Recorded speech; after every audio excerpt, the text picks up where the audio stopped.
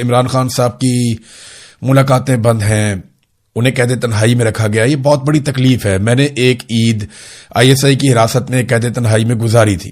وہ بہت تکلیف ہوتی ہے. اس وقت آپ کو یاد آتا ہے کہ آپ کیسے عید پہ قربانی کرتے ہیں, کیسے آپ دوست احباب ہیں انہیں آپ ملتے ہیں, بہت سارا کچھ پوری زندگی کا منظر آپ کی آنکھوں کے سامنے سے گزر جاتا ہے.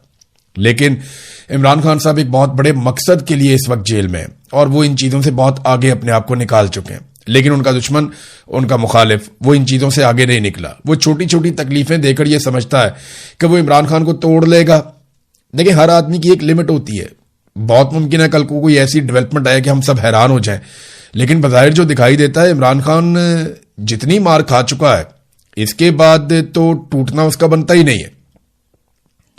جن حالات سے عمران خان گزر چکا ہے, اب تو صرف اتنا ہے کہ عمران خان فیس سیونگ دے دے, اور وہ بھی اس نوعیت کی کہ ٹھیک ہے تم لوگ پیچھے ہٹو, اپنی بیرکوں میں واپس جاؤ, میں تمہیں راستہ بنا کر دیتا ہوں. اس سے زیادہ تو عمران خان کچھ نہیں کر سکتا. اب عمران خان یہ تو نہیں کر سکتا کہ عاصم منیر پاکستان میں حکومت کرے اور اردلی تبدیل ہو جائے, کہ شہباز شریف کی جگہ دوسرا اردلی یا تیسرا اردلی, یا عمران خان کا آدمی یا عمران خان خود. یہ اب عمران خان سے نہیں ہوگا, وہ یہ کر نہیں پائے گا, یہ اس کی شخصیت نہیں ہے. بہرحال عمران خان صاحب یہ واقعی تکلیف دہ ہے کہ وہ قید تنہائی میں ہے عید کے دن. ان کی فیملی کے لیے, ان کے اپنے لوگوں کے لیے جن کے ساتھ انہوں نے اپنی پوری زندگی گزاری ہے, یا خود عمران خان کے لیے یہ بہت تکلیف دہ چیز ہے. اب ناظرین آ جائیں بین الاقوامی خبروں پر. تو سب سے پہلے تو جو بڑی خبر ہے وہ یہ ہے کہ ایران نے اب جوابی کارروائی کی ہے امریکی اڈے پہ. امریکہ نے 2 مرتبہ اور بعض رپورٹوں کے مطابق 3 مرتبہ ایران کی جو بندر عباس کا علاقہ ہے, بندرگاہ وہاں پہ اٹیک کیا, جسے جنوبی ایران بھی کہتے ہیں. ایران نے بار بار وارننگ دی اور اس کے بعد پھر ایران نے ایک جوابی حملہ کیا ہے. ایران کا جوابی حملہ کویت میں کیا گیا. ایران نے دعویٰ کیا کہ کویت میں وہ امریکی بیس ہے جسے استعمال کیا گیا ایران پر اٹیک کے لیے یا بندر عباس کے علاقے میں اٹیک کے لیے, تو ہم نے واپس اٹیک اسی بیس کے اوپر کیا ہے. علیہ السلام وہاں پہ ایک ایئر بیس ہے, زیادہ امکانات یہ ہے کہ شاید اس کے اوپر ایران نے کوشش کیا اٹیک کرنے کی. امریکہ کا موقف کچھ اور ہے, ایران کا موقف کچھ اور ہے. ایران نے کہا جی ہم نے جو حملہ کیا وہ کامیاب ہوا اور اس میں ہم نے نقصان پہنچایا, جبکہ امریکہ کا موقف یہ ہے کہ ہم نے ایران کو نقصان پہنچایا اور ایران کی جانب سے 1 میزائل اور 5 ڈرون جو داغے گئے ان سب کو فضا میں تباہ کر دیا گیا. یہ سینٹ کام کا یہ موقف آیا. اب حقیقت کیا ہے, یہ پہلے بھی امریکہ اپنا نقصان چھپاتا تھا اور ایران جو ہے وہ بھی اپنا نقصان کم کر کے بتاتا تھا, اور امریکہ ایران کا نقصان زیادہ کر کے بتاتا تھا, اور ایران جو ہے وہ امریکی نقصان کے اوپر بھی ثبوت دیتا تھا.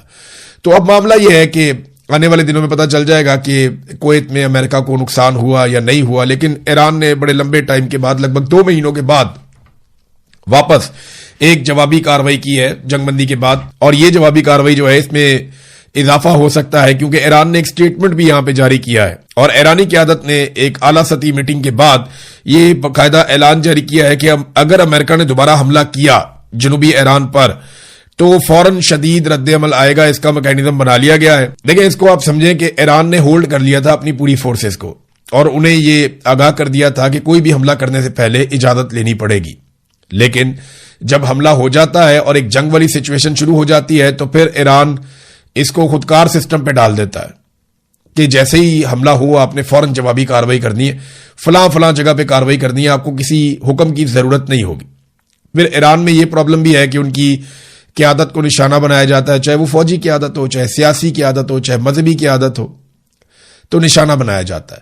تو وہ کرتے یہ ہیں کہ وہ اپنے 2-2, 3-3, 4-4 بندے نومینیٹ کر دیتے ہیں کہ اگر میں شہید ہو گیا تو یہ آ جائے گا, اس کے بعد یہ آ جائے گا, اس کے بعد یہ آ جائے گا. تو وہ سسٹم کو جو ہے وہ آٹومیٹک کر دیتے ہیں, ایک ایسے نظام کو بنا دیتے ہیں جس میں گنجائش نہیں رہتی ان کے دشمن کے پاس کہ وہ کسی طرح سے فوری طور پہ معاملے کو کنٹرول کرے. تو اب ایران شاید اسی مقام پہ پہنچ گیا اور ان کی قیادت نے یہ فیصلہ کیا ہے کہ اگر امریکہ نے اب دوبارہ جنوبی ایران کے اوپر اٹیک کیا تو فوراً شدید رد عمل آئے گا. ادھر ڈونلڈ ٹرمپ کو اس بات پہ غصہ ہے کہ وہ نکالنا چاہ رہے ہیں اپنے قریبی ٹینکرز کو, آئل ٹینکرز کو, اپنے دوستوں کے آئل ٹینکرز کو اسکاٹ کر کے, اور یہ ثابت کرنا چاہ رہے ہیں کہ امریکی نگرانی میں یہاں سے ٹینکرز نکل سکتے ہیں. اب امریکن میڈیا رپورٹ کر رہا ہے کہ ٹرمپ اس بات پہ بہت غصے میں ہے کہ چائنا کے جو آئل ٹینکرز ہیں وہ بغیر کسی اسکاٹ کے, یعنی کوئی سیکیورٹی نہ ان کے آگے نہ ان کے پیچھے, کوئی بحری جہاز یا ایئر کرافٹ ان کو جو ہے اسکاٹ نہیں کر رہے ہوتے, وہ اپنا جھنڈا لگاتے ہیں, چین کے آئل ٹینکرز وہ پہلے آبنائے حرمت میں سے گزرتے ہیں، ایرانی انہیں سلام کرتے ہیں، اس کے بعد وہ امریکی ناکہ بندی میں سے گزرتے ہیں، امریکی انہیں سلام کرتے ہیں اور وہ چلے جاتے ہیں اپنا تیل لے کر اپنی سرزمین پہ۔ اس وقت تو سچویشن یہ ہے۔ اس سے ڈونلڈ ٹرمپ کو تکلیف اس وقت ہوئی جب امریکہ نے کوشش کی کہ اسکاٹ کر کے کچھ کنٹینرز کو نکالا جائے آبنائے حرمت میں سے طاقت کے بل بوتے پر۔ جب انہوں نے یہ کرنے کی کوشش کی تو ایران نے ان کو روکنے کے لیے طاقت کا استعمال کیا اور پھر انہیں پیچھے ہٹنا پڑا۔ تو اس بات پہ بھی ڈونلڈ ٹرمپ کو بہت تکلیف ہے اور وہ بہت غصے میں ہے کہ جناب یہ بغیر سیکیورٹی کے چائنا یہاں سے جا رہا ہے، ہم سیکیورٹی فراہم کرنے کے باوجود یہاں سے آئل ٹینکرز کو نہیں گزار پا رہے۔ دیکھیں اس میں دو بڑی وجوہات ہیں کہ امریکہ یہاں سے اسکاٹ کرنے کے باوجود، سیکیورٹی دینے کے باوجود، ہتھیاروں سے لیس جنگی جہازوں کو لانے کے باوجود یہاں سے کیوں نہیں گزر پا رہا۔ وجہ یہ ہے کہ یہ آبنائے حرمز اسٹریٹجیکلی ایسے مقام پر بنی ہوئی ہے کہ یہاں سے جو مقامی لوگ ہیں ان کی مرضی کے بغیر گزرنا مشکل ہے، کیونکہ یہ بہت پتلی ہو جاتی ہے اس جگہ پہ آ کے۔ ایک طرف اومان ہے، ایک طرف ایران ہے، اور ایران نے اپنی فوج اور اپنی قوت وہاں پہ اکٹھی کی ہوئی ہے، چاہے وہ نیوی ہے، چاہے وہ تھوڑی بہت ان کی ایئر فورس ہے یا ان کے میزائل اور ڈرونز ہیں، وہ اس کی نگرانی کرتے ہیں۔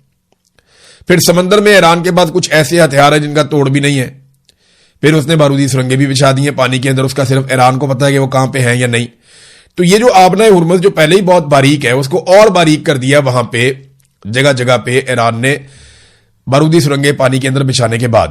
تو اب ایک بالکل پتلی سی ایک راہداری ہے جہاں سے گزرنا ہوتا ہے بحری جہازوں نے، جو ایران نے رستہ دیا ہوا ہے۔ اب وہاں آپ بڑے آرام سے فائرنگ کر سکتے ہیں، شیلنگ کر سکتے ہیں، ایون مارٹر فائر کر سکتے ہیں۔ تو امریکہ کے لیے بہت مشکل ہے کہ ایسے ٹینکرز کو وہاں سے لے کر چلے جائیں جن کے اندر تیل بھرا ہوا ہے، کیونکہ وہ تو پہلے ہی خطرے میں ہوتے ہیں اور ایران وہاں پہ ہتھیار لے کر بیٹھا ہوا ہے۔ تو نمبر ایک جو اسٹریٹجیکلی جس جگہ پہ یہ آبنائے حرمز ہے، یہ ایران کے لیے ایک ایسا پوائنٹ ہے جہاں پہ اس کی بالادستی ہے، اور امریکہ کے لیے ایک ایسا پوائنٹ ہے جہاں پہ وہ ویک ہے۔ دوسرا، امریکہ اور امریکن فوجی جو ہے وہ ہزاروں میل دور سے آئے ہوئے ہیں، جبکہ ایرانی فوجی یہیں پہ رہنے والے ہیں، مقامی ہیں، انہیں ہتھیاروں کی سپلائی بھی بڑے آرام سے ہو جاتی ہے، انہیں نئے فوجی بھی بڑے آرام سے مل جاتے ہیں، انہوں نے پیچھے بہت دور جانا بھی نہیں ہے، انہیں ریسکیو بھی بڑے آرام سے کیا جا سکتا ہے، ان کے اسپتال بھی قریب ہے۔ تو بہت ساری چیزیں جن میں ایران کو ایج حاصل ہے، امریکہ کو نہیں ہے۔ تو یہ وہ وجوہات ہے کہ ایران بڑے آرام سے، اور بہت سارے جتنے بھی جنگی ماہرین ہیں عالمی سطح پہ وہ بار بار کہتے رہے کہ ایران نے وہ چیز پکڑ لی ہے جسے طاقت کے بلبوتے پہ آپ خالی نہیں کروا پائیں گے۔ وہ پورا ایک ملک ہے، وہاں لگ بھگ 9-10 کروڑ لوگ رہتے ہیں اور ان میں سے بیشتر لوگ لڑنے کے لیے تیار ہیں، لوگوں نے اپنے نام بھی لکھوا دیے تھے۔ تو یہ ایک بڑا پنگا ہے امریکہ کے لیے۔ اب امریکہ کے پاس ایک اور راستہ یہ ہے کہ عمان بہت زیادہ کوآپریشن کرے، کیونکہ دیکھیں آبنائے حرمز کے اس طرف اگر نیچے والی سائڈ پہ ایران ہے تو اوپر والی سائڈ پہ اس کے عمان بھی ہے۔ عمان کو ڈونلڈ ٹرمپ نے دھمکی لگا دی، الفاظ بڑے نامناسب ہیں، تو عرب ممالک کو ویسے اس کا نوٹس لینا چاہیے۔ کابینہ کا اجلاس ہو رہا تھا، وہاں پہ ڈونلڈ ٹرمپ نے جو الفاظ استعمال کیے وہ یہ ہے کہ اگر آبنائے حرمز کے معاملے پر وہ صحیح رویہ نہیں اپناتے تو اسے ہم تباہ کر دیں گے عمان کو۔ عمان کے بارے میں انہوں نے کہا، حالانکہ عمان امریکہ کا اتحادی ہے، لیکن عمان نے عقل مندی یہ کی کہ اس نے بغیر منطق کے لڑی جانے والی اس لڑائی کا حصہ بننا ضروری نہیں سمجھا، اس کو لگا یہ غیر ضروری لڑائی ہے، وہ اس کا حصہ نہیں بنا، اور اس نے امریکہ کو وہ فیسلٹیز نہیں دیں جو کچھ اور ممالک نے دے دیں، انہوں نے اس کے نتائج بھی بھگتے۔ تو عمان کیونکہ بہت قریب ہے ایران کے، اسے بہت نقصان ہو سکتا تھا، تو اس نے اپنے آپ کو بچایا اس ساری غیر ضروری لڑائی سے۔ اب امریکہ کو غصہ آ رہا ہے کہ یہ ہمارے لیے کیوں نہیں لڑتا، یا یہ ہمارے لیے قربانی کیوں نہیں دے رہا، یا یہ ہمیں سپورٹ کیوں نہیں کر رہا۔ عمان جو ہے وہ صلح کے اندر کردار ادا کرنے کو تیار ہے، لڑائی کے اندر کردار ادا کرنے کو تیار نہیں ہے۔ امریکہ یہ چاہتا ہے کہ عمان اب فیسیلیٹیٹ کرے اور وہ یہ کہے امریکہ کو کہ جناب یہ والی آبنائے حرمز کا حصہ میرا ہے، آپ آئیں اور آ کر اس کو کھلوائیں، اور وہاں پہ امریکی فوجیں اکٹھی کریں۔ تو آمنے سامنے پھر ایران اور امریکہ کے فوجی آ جاتے ہیں، لیکن عمان اس لڑائی سے لگاتار گریز کرتا چلا آ رہا ہے، وہ اس سے بچنا چاہتا ہے، جبکہ امریکہ یہ سمجھتا ہے کہ عمان کو ہمارا ساتھ دینا چاہیے۔ عرب ممالک کے لیے یہاں پہ ایک چیز سیکھنے کے لیے کہ جب بھی آپ کبھی امریکی مفاد کے سامنے آ جائیں گے نا تو امریکن بہت غصے میں آ جائیں گے۔ ڈونلڈ ٹرمپ نے جیسے دھمکی لگائی، کل کو یہ دھمکی وہ سعودی عرب کو لگا سکتا ہے، یہ دھمکی وہ کسی اور ملک کو لگا سکتا ہے، جیسے کہ ابھی بہت زیادہ دباؤ بڑھتا چلا جا رہا ہے سعودی عرب کے اوپر کہ وہ ابراہم اکارڈ میں شمولیت اختیار کرے۔ دیکھیں یو اے ای اور بحرین کے بعد اب ٹرمپ کی نظریں پوری طرح سعودی عرب اور قطر کے اوپر ہیں۔ قطر آفیشلی تو تسلیم نہیں کرتا اسرائیل کو, لیکن اس میں لچک بہت زیادہ ہے. قطر کے لیے اتنا مسئلہ نہیں ہوگا. سعودی عرب یہ چاہتا ہے کہ وہ اگر اسرائیل کو کبھی تسلیم کرے تو وہ آخری ملک ہو جو اسرائیل کو تسلیم کرے, مگر ان پر دباؤ ہے, اور دباؤ بہت زیادہ ان پر کہ وہ اسرائیل کو تسلیم کر دیں. وہ آخری ملک بننا چاہتے ہیں. اب دیکھیں, اگر وہ پہلے تسلیم کر دیں گے تو ان کی جو قائدانہ حیثیت ہے اسے نقصان پہنچ جائے گا. اب وہ جانتے ہیں کہ ان کے پاس دو رستے ہیں, یا تو وہ امریکہ کی بات مانیں, امریکہ کو خوش رکھیں, امریکہ کی ساری باتیں ماننے کے بعد اینڈ میں امریکہ نے پھر آپ کو یہ کہنا ہے کہ آپ ابراہم اکارڈ کے اوپر دستخط کریں اور اسرائیل کو تسلیم کریں. دوسرا رستہ یہ ہے کہ اپنا کوئی علاقائی اتحاد قائم کر لیں, اور اس کا ماحول ویسے بنا ہوا ہے. آپ دیکھیں نا کہ امریکہ بہت دور سے آیا, ہزاروں میل دور سے, اور امریکہ اور یورپ پہلے جیسے اتحادی رہے نہیں, اور مڈل ایسٹ جو ہے وہ سینٹر میں ہے. مڈل ایسٹ سے اوپر کی طرف آپ جائیں تو پورا کا پورا یورپ ہے, جس سے مڈل ایسٹ کے اچھے تعلقات ہیں عرب ممالک کے, خاص طور پہ سعودی عرب کے. اس کے ایک طرف ترکی ہے, ترکی سے نیچے آ جائے ایران ہے, ایران کے ساتھ پاکستان ہے, آگے چائنا ہے, انڈیا کے ساتھ بھی ان کے عرب ممالک کے اچھے تعلقات ہیں, ایران سے اوپر رشیا ہے. تو یہ ریجن کے اندر اتنے طاقتور ممالک, اگر یہاں پہ ایک اتحاد بن جاتا ہے تو مڈل ایسٹ اپنے آپ کو بہت محفوظ محسوس کرے گا. اور افریقی ممالک جو ہے وہ عملی طور پر اس وقت امریکہ سے زیادہ چائنا کے مرہون منت ہیں. اس کی وجہ یہ ہے کہ چائنا ان کی اکانومی میں ایک رول پلے کرتا ہے, امریکہ اتنا بڑا رول پلے نہیں کرتا. ماضی میں بہت بڑا رول پلے کرتا تھا یورپ, اور پھر امریکہ کا بھی بڑا انفلوئنس بن گیا تھا. لیکن اس وقت جو سب سے بڑا رول پلے کر رہا ہے افریقی ممالک کی اکانومی کے اندر, جو سب سے زیادہ انفلوئنس ہے جس کا, وہ چائنا کا ہے. چائنا نے سب کو پیسہ دیا ہوا ہے, اور وہ امریکہ سے زیادہ متحرک ہے. اب سعودی عرب کے بعد دو رستے ہیں, یا تو وہ ایک مقامی اتحاد قائم کریں, یا وہ امریکہ کو خوش کرتے کرتے کرتے کرتے اس لیول تک پہنچ جائیں جہاں پہ انہیں امریکہ کی ہر بات ماننی پڑے گی. ناظرین, اسرائیل ایسا لگتا ہے کہ وہ جنگ بندی سے زیادہ خوش نہیں ہے. وہ لڑائی کو لگاتار بھڑکانے کی کوشش کر رہے ہیں. لبنان پر انہوں نے خوفناک حملے کیے ہیں, روزانہ کی بنیاد پر